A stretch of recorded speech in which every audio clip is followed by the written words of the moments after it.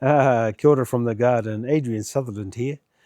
Well, if you're thinking of growing seeds or seedlings through the winter, you may need a glass house because like us here in Gisborne, New Zealand, it gets cold through the winter. So it's good to have a glass house just like this one here.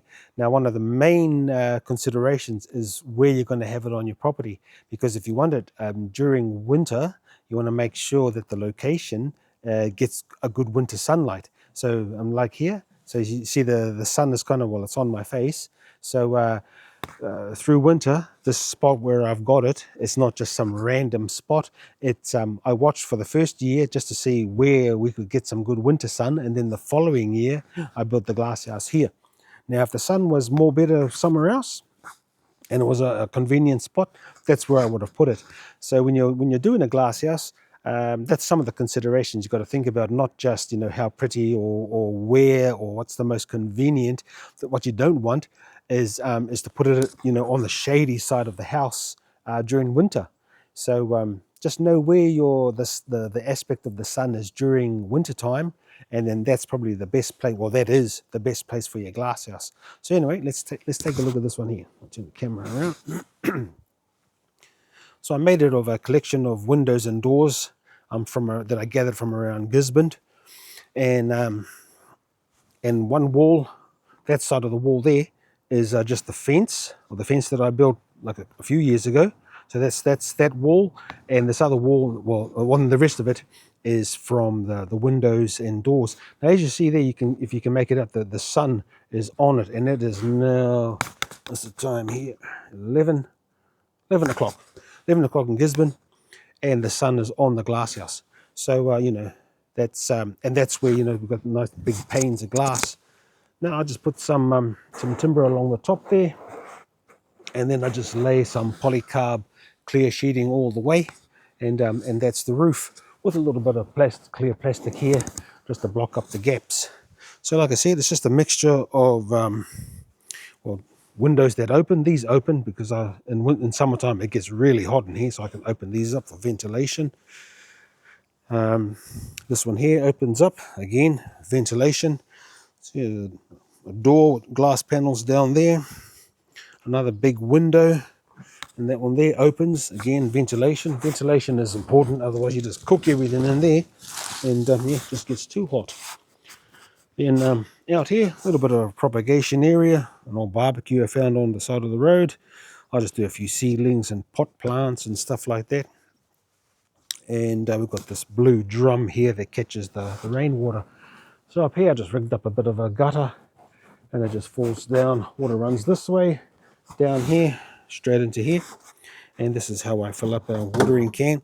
Now I can take some liquid fertilizer, put a couple of caps in there, and just dunk it in there, and I'm good to go. Now over summertime when there's less rain, I also plumbed up this line that goes to the main water spigot on the house. Just put a double tap on here. So when this gets empty, I'll fill it up out of here, but then I won't use it for about a day or so, just to let some of that chlorine gas off. And then it's kind of good to go. So yeah, so we've got a door here, and on turning lemons into lemonade. When I put this door up, I just kind of leaned it over here, turned around, the wind blew it, and it broke this top panel. But then I thought, oh, okay, then well, let's see what we can do. So I just filled it up with some plywood, and I just made more ventilation, kind of small winter ventilation. During the summertime, I'll just leave the door open. But if I just wanted a little bit of ventilation, I'll just open that panel there. Shelving, just some cinder bricks here. Bit of shelving along here. My wife loves succulents. This used to be kind of 80%, well maybe 90% succulents. But anyway, we won't talk about that. And like I said, this is some of our fertilizers we use. Sea Lord Naked, that's a seaweed and fish concentrate, and another one, fish and seaweed by Yates Thrive. A bit of hand soap. Gardeners, always get dirty fingers. So anyway, a bit of hand tools, but then just put some shelving up here, just to put some stuff, again, to catch the sunlight out there. So my wife used to put a lot of succulents along here. Sunlight is the main thing over winter time, and that's why you want your glass house. Plus a bit of storage, a little a couple of treasure chests here full of seeds. So you need a couple of shelves. So you usually have a lot of plants along here. So come over here, we do have some kind of seeds going at the moment. These we just pick up from Bunnings, like a garden centre here in Gisborne, New Zealand.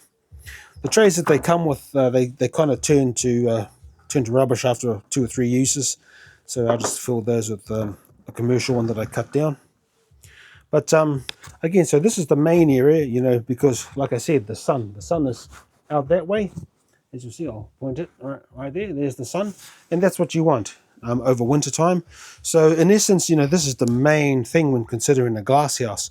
Now, it doesn't have to be this big, so just needs to be in a sunny spot. So as we can see here, yeah, what is that? It's 12 degrees centigrade. So you know, it pays to have a glass house if you're going to be working with plants over winter time. Like that one there, that's a mango. There was just a mango seed we threw in the compost and it grew up. So just really, it's an experiment. See how it's going to go. Some more shelving space. My wife and her succulents. It's kind of thinned out here. She hasn't got too many, but she's growing these donkey tails really well. I think I bought one plant from Mitre 10 a few years ago, and she's turned them into, you know, a whole lot of plants and kind of been selling them. So, you know, she does well with her succulents. This plant here, Monstersaurus or Monstera, I forget the name, but this is an old family plant. My dad had this, and I'm in my mid-50s, so, you know, it's doing well. But anyway, yeah, so a glass house, yeah, so some considerations. The main consideration, I think, is the location. So it's got to be in a sunny spot. So you've got to know where your sunny patch is over winter time. And it doesn't have to be this big. This is just kind of a little like a glass house / garden shed, really. So you can get those small little, I don't know, they're like 1 meter high by about 1/2 meter deep. Made with the little steel rods, and you just slip the the plastic cover over the top of it with zips up the side. Perfect. You know, that'll grow seeds and seedlings, because that there, if you have a smaller window of sunlight, you can kind of put it right there. So you know, you don't have to have a big thing like this. Would I do one of these again? No, probably not. You know, it's okay. You know, I love it, but I wouldn't do one again. If I was to go somewhere else, I'd probably buy a proper glass house. But you know, if and when that happens, but it's definitely not necessary. Like I said, just one of those small plastic ones will do, or you know, even something a little bit more substantial. But the small plastic ones are cheap. I know here in New Zealand, I think $50 might get one. And you know, I've still got one over by the house there that I use, and the plastic is kind of done its dash. It's you know, that's gone to the tip a long time ago, but now I just use it as a shelf. So yeah, glass house, key thing, sunlight and a bit of shelving, and that's really all you need. Yeah. So anyway, hope that might give you some ideas. Feel free to drop a comment or any questions, and I'll see if I can help you out. So anyway, happy gardening, learning.